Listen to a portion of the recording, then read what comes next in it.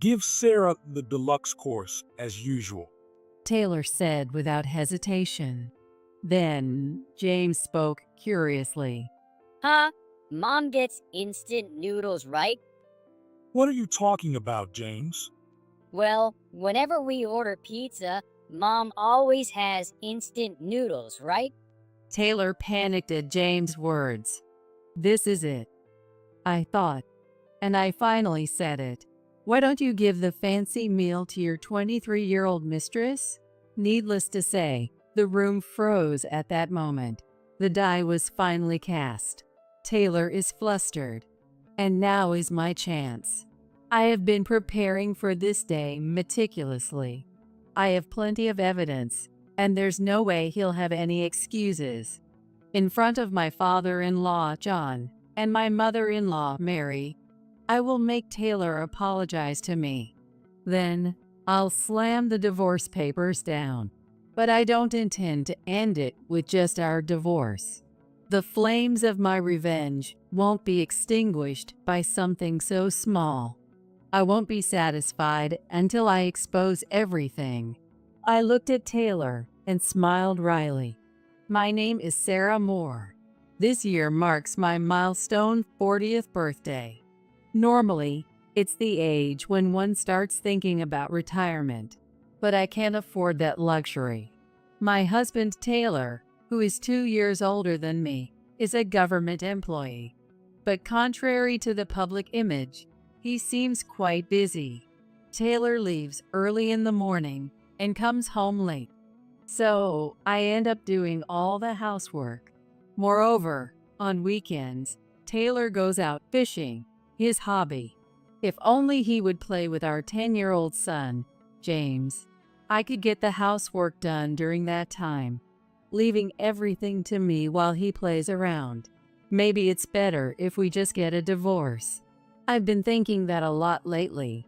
However, I feel that part of the reason Taylor turned out this way is also because of me. Before we got married, I worked at a store that dealt with luxury goods. One of our regular customers was my father-in-law, John. At that time, John was an executive at a major advertising agency and visited the store several times a month. As we talked, John took a liking to me, and that's how I ended up having a formal meeting with Taylor. But Taylor was reluctant about marriage. When I asked why, Taylor said, I'm not that outstanding. "You're a government employee, right? I think that's more than enough." No, my brother is a salesperson at a trading company, and my dad is an executive at an ad agency. Apparently, Taylor thought he was inferior compared to his family. So, I tried to encourage Taylor by saying, government jobs are stable, and if I had to choose a spouse, I'd definitely choose a government employee. Really? If it were me, I'd absolutely choose you, a government employee. It seems my casual words resonated with Taylor, and we ended up dating and getting married. Even after marriage, I kept praising Taylor at every opportunity. Every time Taylor was praised by me, he gained confidence.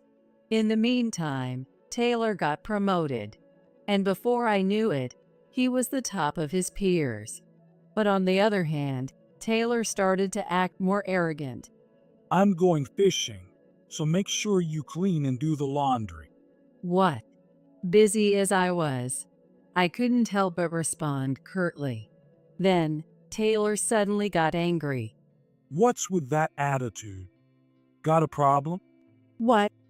I'm just busy. Shut up. Don't act all high and mighty when I'm the one supporting you. Taylor raised his voice. I quickly clammed up. I took you as my wife. If you defy me, I'll divorce you. I didn't mean it that way. Then at least answer properly. Say, yes, I understand. I was quite irritated. But a wife should respect her husband. That was normal for our parents' generation. So that's what my mom taught me too. I'm sorry. I understand. That's all right. I'm off then. Taylor said, laughing as he left the house. I'm not saying you should just do everything your husband says, but it's true that respecting your husband is better. If he can relax at home without building up stress, he'll do a good job outside. That's what I believed. But this only made him more conceited. By the time our son James was born, Taylor started acting like a king at home. Don't waste money. Be more frugal. Taylor would say that like a catchphrase. Meanwhile, he was spending a lot of money on his hobbies. I want to clean the room. You can clean, but don't touch my fishing gear. Taylor pointed to his fishing gear in the corner of the room. Looking closely, I noticed many things I had never seen before. Hey, isn't there more stuff again? So what? It's my money. No matter how much I saved, it was pointless. I said that many times, but he wouldn't listen. I knew he wouldn't listen today either. With that thought, I couldn't say anything. How long did this life continue? The allowance Taylor gave me never increased. Of course, Taylor was getting promoted, and he should have been earning a decent salary. But the allowance he gave me was almost the same as when we first got married. Now that James was in elementary school, expenses would only increase. I couldn't let my child feel ashamed. So I finally decided to talk to Taylor about it. Hey, about the cost of living, can't you increase it a bit? It's enough already. But I want to send James to tutoring, and he's growing, so he need more for clothes too. I gave Taylor many reasons that should convince him, but Taylor just snorted. I don't care. You just need to save more. It's already at the limit, for James's sake. Shut up. Then you get a job. Taylor shouted. I was shocked and asked back, get a job? Me? Yeah. If you say it's for James, then you can at least get a job, right? I pondered over Taylor's words. I used to work before we got married, so I had no resistance to working. But everything is different now. Back then, I lived alone and could do housework on my days off. But now, that's not possible. If I slack off, it would inconvenience James too. What's the matter? Were you all talk about doing it for James? Taylor smirked. I got angry and retorted, fine, I'll get a job. You can do whatever job you want, but don't slack off on housework. That's the condition. I get it. It felt like a heated exchange. I declared loudly. After that, I started a part-time job at a supermarket, but I couldn't work long hours. I needed to have enough time for housework so Taylor wouldn't complain. Even a few hours of part-time work significantly helped our finances. I focused on both housework and my part-time job. One such weekend, James came up to me while I was doing the laundry. Mom, what's for lunch? Is it that time already? It was just past 11:30 a.m. James, being a growing boy, must be hungry by now. All right, I'll get it ready. What do you want to eat? Pizza. That might be difficult, I thought, but Taylor chimed in. How about we order in? Really? Yay. James jumped up in excitement. I hurriedly tried to stop Taylor. Wait a minute. Pizza? What? Do you have something to say? Well, it's just. I couldn't tell James that it was too extravagant, so I hesitated. But Taylor, seemingly oblivious to my concerns, continued with a grin. Then you can have instant noodles. We'll order the pizza. That's not what I meant. Shut up. Just do the housework and keep quiet. Taylor cut me off. That left me speechless. In the end, Taylor only ordered pizza for himself and James. He placed a cup of instant noodles in front of me and started eating the pizza right in front of me. It was humiliating, but I didn't want to argue in front of James. I watched James enjoying the pizza with a strained smile. From that day on, I stopped thinking of Taylor as my husband. He was just a roommate, someone I stayed with for James's sake. I want to get a divorce once James grows up. That's how I started thinking. But it wasn't all bad. I could now speak my mind to Taylor, something I had been holding back. About tomorrow, Sunday, I have to work. What? I have plans to go fishing. You expect James to stay home alone? You can take him with you. Is there a problem with that? When I asked, Taylor stammered. Of course, if it were a company event, it might be inconvenient. But Taylor is a government employee. Basically, government employees are prohibited from hosting events. So even if Taylor had someone with him, it shouldn't be a problem. Well, it's just. Some colleagues are coming. Your boss? Colleagues? Either way, they should understand if you explain. When I pressed, Taylor fell silent. In that moment, I realized, oh, he must be planning to meet his mistress. Though I thought that, I didn't say it out loud. If you can't explain, I can talk to them for you. No, that's okay. I'll handle it. His panic confirmed it. He was definitely cheating. I was sure of it. But confronting him now would only lead to evasion. I decided to play dumb. All right, make sure to greet them properly. And don't forget to give them a gift. Why? Because it's polite. Give something the wife of your colleague likes. I implied I thought his companion was male. Taylor's face lit up. Oh, sure, I'll do that. Good. That helps. I turned away from Taylor, thinking, now I have a reason for our divorce. After that, I secretly installed cameras in various places. I installed a camera disguised as a car charger in Taylor's car and placed a USB adapter camera inside the house. Of course, the evidence of his cheating should be captured by the USB car charger camera. I plan to use that footage to request a behavior investigation. That's what I was thinking. I also hoped that the indoor camera would capture Taylor's verbal abuse towards me.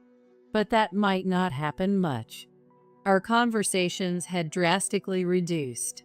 At one point, he often told me to save money, but he rarely said it lately. Maybe it's because I started working part-time and stopped mentioning household expenses to Taylor.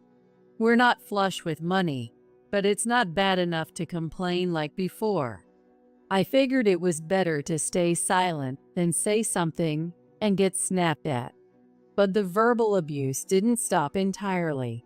Sometimes he'd say things like this. Is dinner ready yet?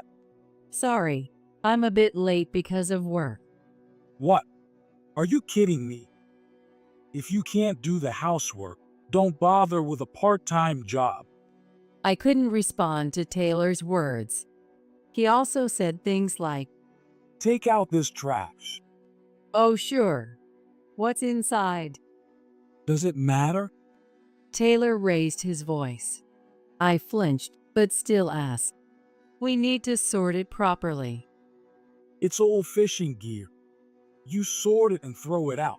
Got it? He stomped his foot in frustration. I nodded quietly, flinching at the sound.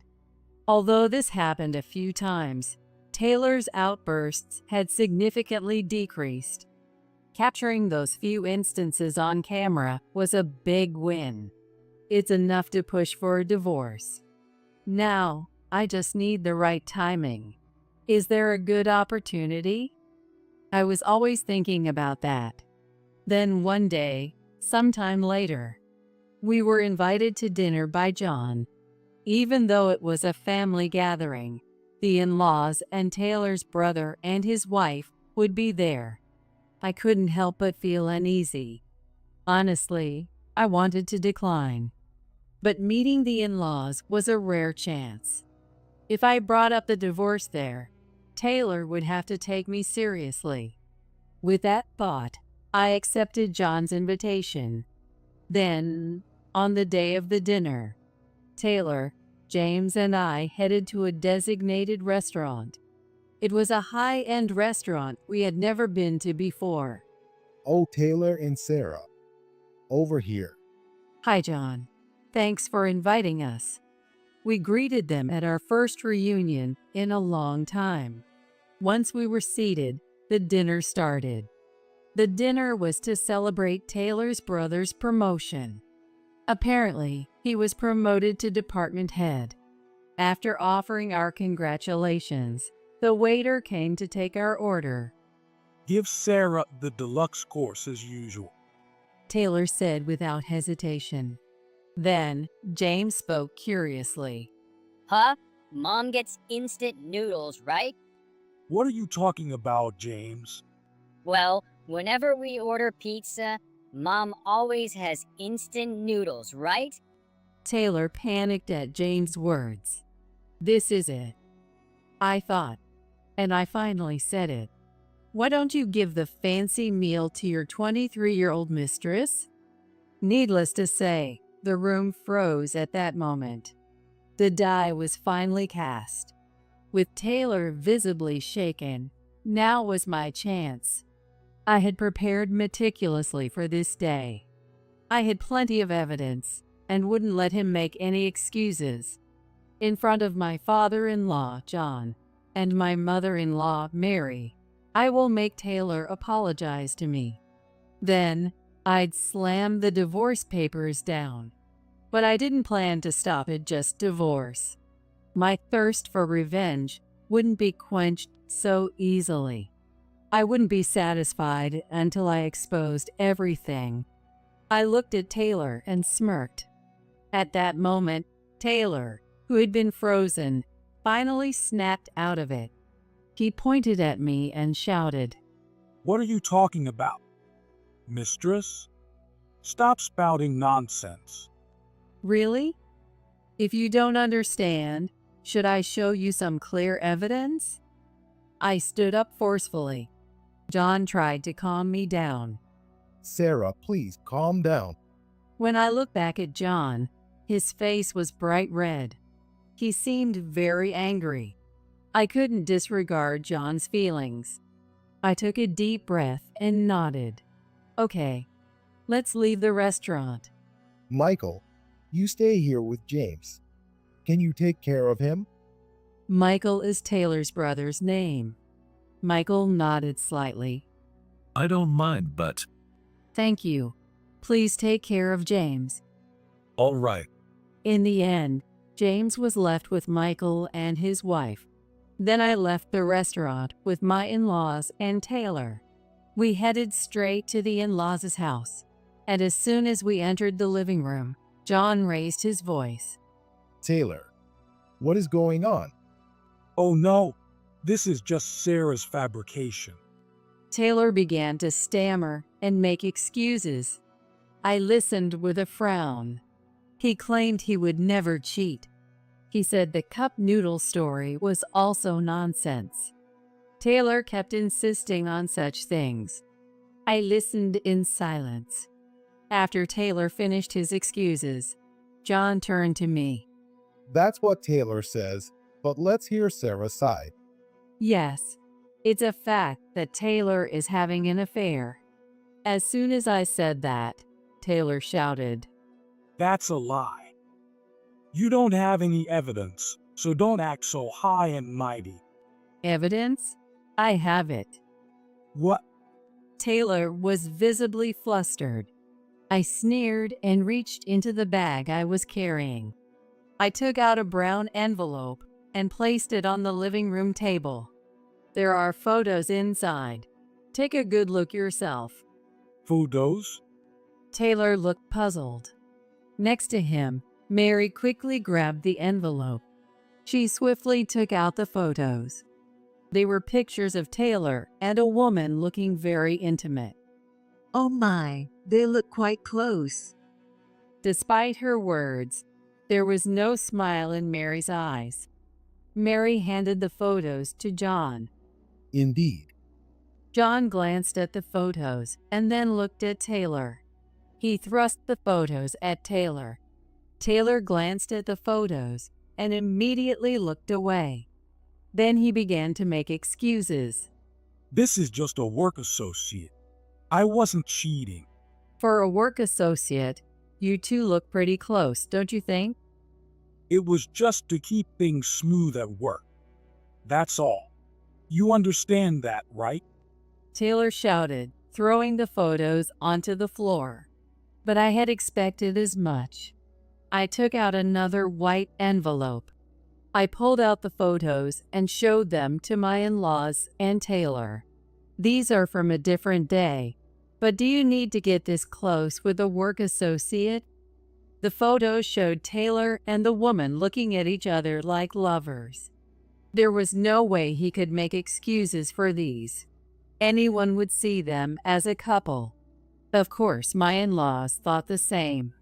Mary looked at Taylor and asked in a low voice, You can't excuse this. Were you having an affair? Oh, well, Answer clearly. Taylor flinched at Mary's loud, firm voice. His eyes darted around, and he looked down. He was probably trying to come up with his excuse. Taylor's lips trembled slightly. Why don't you just admit it, Taylor? Well, I know. These were secretly taken. This is illegal surveillance. Taylor turned to me. With a slight smirk, he pointed at me.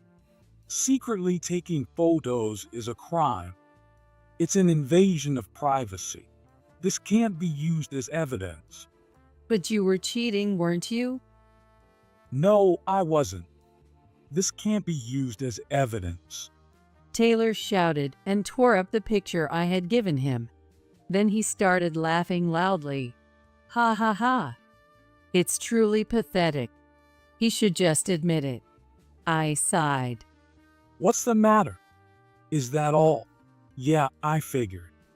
The evidence was useless. Then, would you accept the findings of an independent investigation? As I said this, I took a large clear file out of my bag. I placed it on the table and began to explain its contents. This is the result of Taylor's behavior investigation that I requested. I hired a proper detective agency. Behavior investigation. I figured you'd make excuses, so I got clear evidence. When confronted with hidden camera footage of an affair, most people admit to cheating. However, some, like Taylor, claim it's an invasion of privacy. That's when third-party evidence comes in handy. It's more convincing because it comes from an uninvolved party. So, do you still have excuses? I asked, and Taylor collapsed to the floor. I placed the investigation results in front of him. Take a good look with your own eyes. You cheated, didn't you? Yes. Taylor crouched down on the floor. I looked at him, shrinking before me, and then asked for his agreement. You'll agree to a divorce, won't you? But what people would say. I understood his concern about public image. But this was his doing. After cheating on me, is he seriously trying to say he doesn't want a divorce now? Honestly, it makes me furious.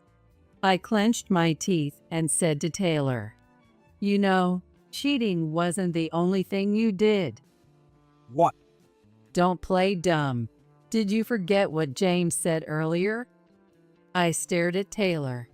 Then John interjected. That's right. James mentioned that Mom always has instant noodles. Yes, that's correct. Can you explain that in detail? John glanced at Taylor. Taylor flinched and looked down again. Sure, actually. I explained the situation to John. First, I explained how Taylor became arrogant after our marriage.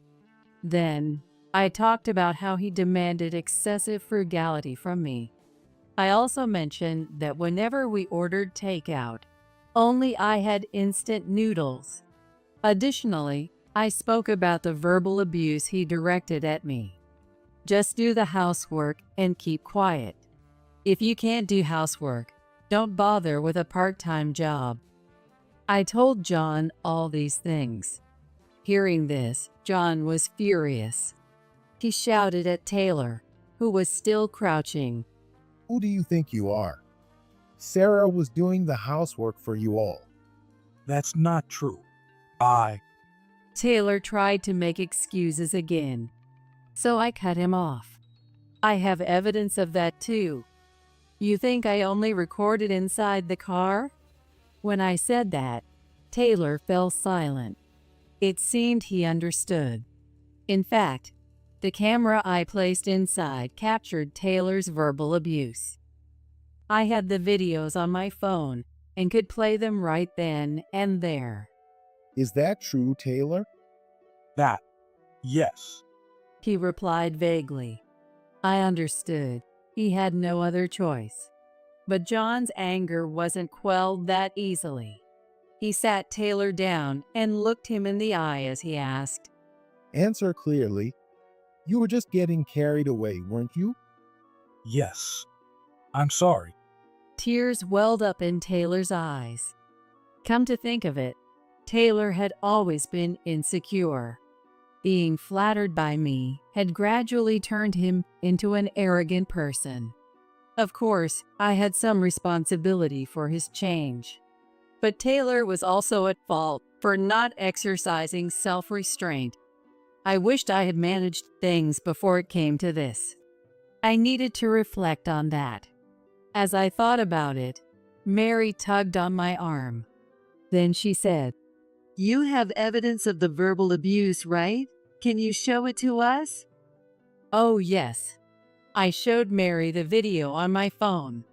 Taylor's harsh words echoed from the phone. I turned my face away reflexively. It's over now. I kept repeating that phrase in my mind to reassure myself. After watching the video, Mary quietly asked Taylor, So, how do you plan to take responsibility, Taylor? Well, I won't cheat anymore. Not cheating is a given. Mary's words left Taylor hanging his head. It seemed Mary had given him a nudge. I made up my mind. I took out the divorce papers I had prepared from my bag. Sign the divorce papers. Divorces. Sign them. At my firm words, Taylor slowly nodded. I handed him the divorce papers. Taylor signed the papers in front of me. I said to Taylor while he was signing, I will also demand alimony, so be prepared. Understood. And I will take custody of James. I can't trust someone who cheats. Taylor could only nod at my words. After receiving the signed divorce papers, I said goodbye to my in-laws and left their house. I then went to pick up James. After thanking Michael and his wife, I took James home. Hey, where's Dad? That is. How should I explain this? I was worried, but hiding it wouldn't help. Your dad and I have decided to live separately. Is it because I mentioned the instant noodles? James looked sad. Even as a child, he might feel responsible. No, it's not that. Your dad and I decided this a long time ago. I told a small lie, but it was a lie for the sake of my child. I hope God would forgive me for this. With that thought, I began to clean up the room. James, understanding our divorce, silently cleaned up his room. Once we finished, I took James and left the house. We headed to my parents' home. On the way, I contacted my dad. I sent him an email explaining the circumstances of the divorce. Thanks to that, we were welcomed at my parents' home without any trouble. Shortly after arriving at my parents' house, John called me. You'll need a job now that you're divorced. John used his connections to help me find a job. It was an office job at a travel agency run by one of John's friends. Thanks to that, I could live with James without financial worries after the divorce. But I had one more thing to do. I needed to see the results of a certain matter. Until those results came in, I couldn't rest easy.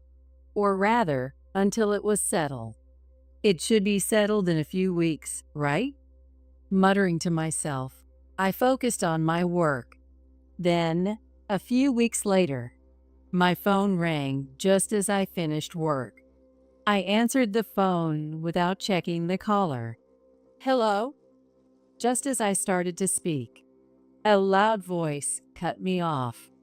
Help me, Sarah. Oh, Taylor? Yes, help me. You're my only hope, Sarah. Hearing those words, I realized it's finally over. But I pretended to know nothing and asked Taylor about the situation. What's wrong? Why are you so panicked? It's really bad. I might get arrested. Not might. You will get arrested. I thought to myself. Let's go back a bit.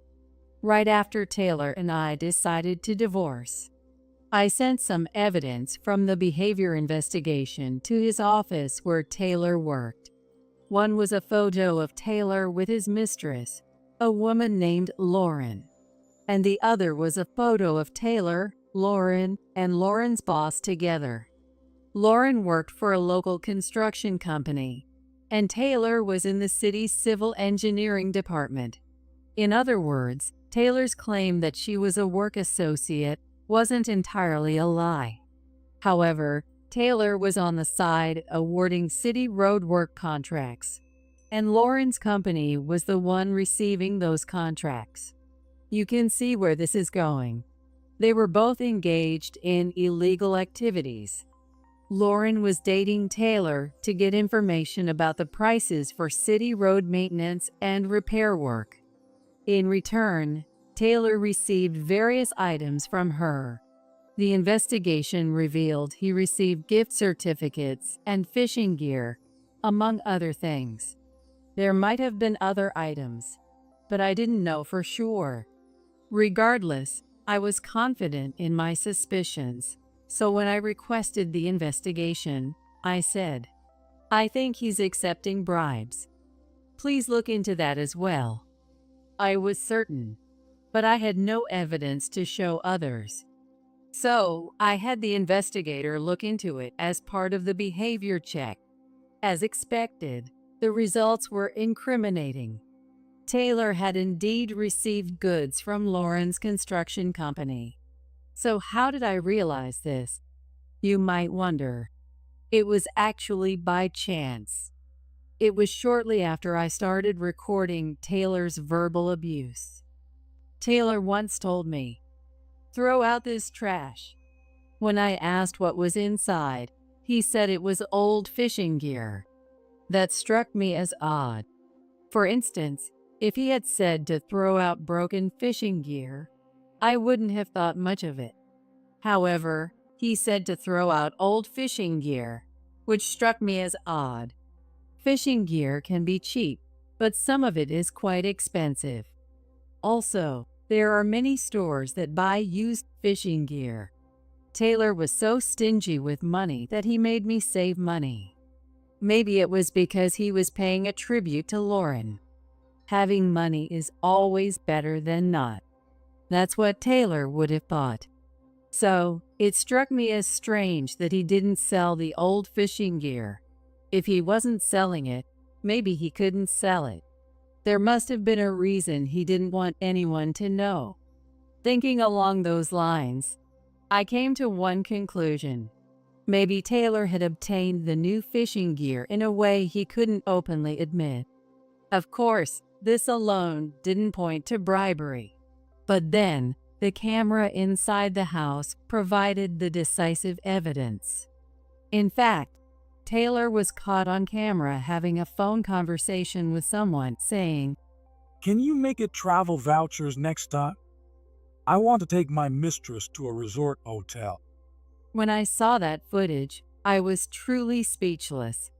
In just a few lines of conversation, he had confessed to both cheating and bribery. But that solidified my resolve. This man wasn't worth saving. I wouldn't just divorce him, I would make sure he paid for his crimes. So, I sent the evidence to various places, and you'll definitely get arrested. It was you. I'm not the bad one here. You are. When I said that, Taylor fell silent. It seemed he finally resigned himself to his fate. As I was thinking about this, another voice came on the line, separate from Taylor's. You're Taylor's ex-wife, aren't you? Huh? Who is this?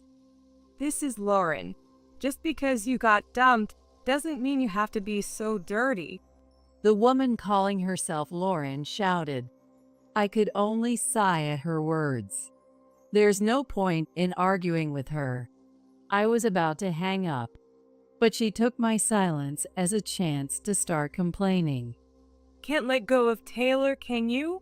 Acting like this isn't cute, old lady. That really got to me. I put the phone back to my ear and spoke in a slightly lower voice. Who are you calling an old lady? You, obviously, at 40, you're definitely old. I don't need to hear that from someone with no manners. I snorted. Lauren spoke again, sounding triumphant. You're just bitter. If you're upset, just admit it. I'm not upset at all. That's what being bitter sounds like. Lauren's laughter echoed in my ears. Unable to bear it, I said one last thing. People who can't follow the rules of fidelity and relationships find societal rules difficult too. What did you say? I mean, you act like it's someone else's problem. You might get arrested too. As soon as I said that, Lauren's tone changed. What? Why would I? You're involved, aren't you? If Taylor gets caught, they'll investigate you too. No, wait. That can't be true, right? Lauren suddenly panicked. I laughed and replied, It's true. And before you get arrested, make sure you pay the alimony. What? Wait, I can't afford that. Wait for a call from my lawyer. No. Lauren's scream was so loud that I quickly hung up. After that, Taylor was arrested on bribery charges. Lauren's company was also under investigation. What happens to Lauren is still unknown, but it seems she's being questioned. In any case, as long as she pays the alimony, I don't care what happens to her. After Taylor was arrested, John called me. We've decided to move to the countryside. After Taylor's arrest, rumors spread in the neighborhood. So they decided to move to the rural town where John's brother's wife, Emily, is from. Of course, Michael and his wife were moving too. When I heard this, I felt a bit sorry. However, Michael had always planned to take over Emily's family's farm eventually. This just sped things up a bit, so don't worry about it. That's what Michael told me. I have my thoughts, but I respect their decision. By the way, I'm working hard at the office job John introduced me to. James was depressed right after the divorce, but now he seems to be back to his old self. He had to transfer schools, but I think he's fitting in well at the new one. I'm home. What's for a snack, Mom? There's pudding in the fridge. Wash your hands first. Okay. James ran to the bathroom, full of energy.